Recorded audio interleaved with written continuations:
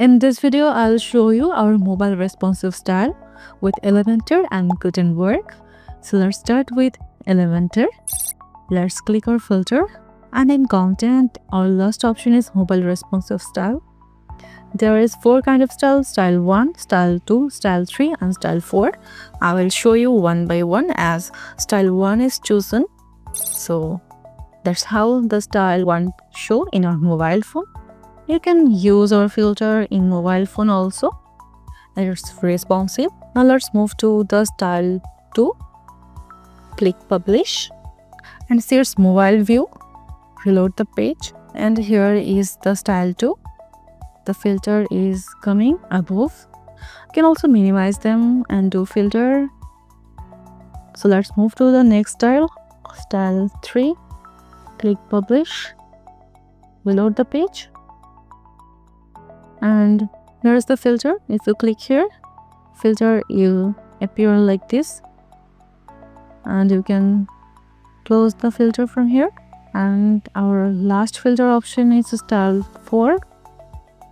Let's click publish and now reload the page, and here if we click the filter button, it's coming from the right side.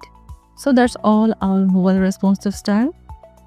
So you can also change the mobile responsive style with Gutenberg. I'll show you now. So let's visit our dashboard, and from appearance click widget. Now click the WooCommerce sidebar and it's our filter, and here you can see mobile responsive style. There is also 4 kind of style and they will also work like that. I'll show you one by one. As here already style 1, update, and if we visit our shop page, and this is your mobile view, reload the page. See our filter option, and we can change the style 2, click update and reload the shop page. See filter style 2.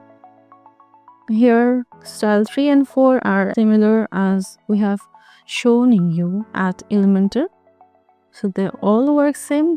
That's how you can use our filter in mobile also, and it's responsive in 4 style.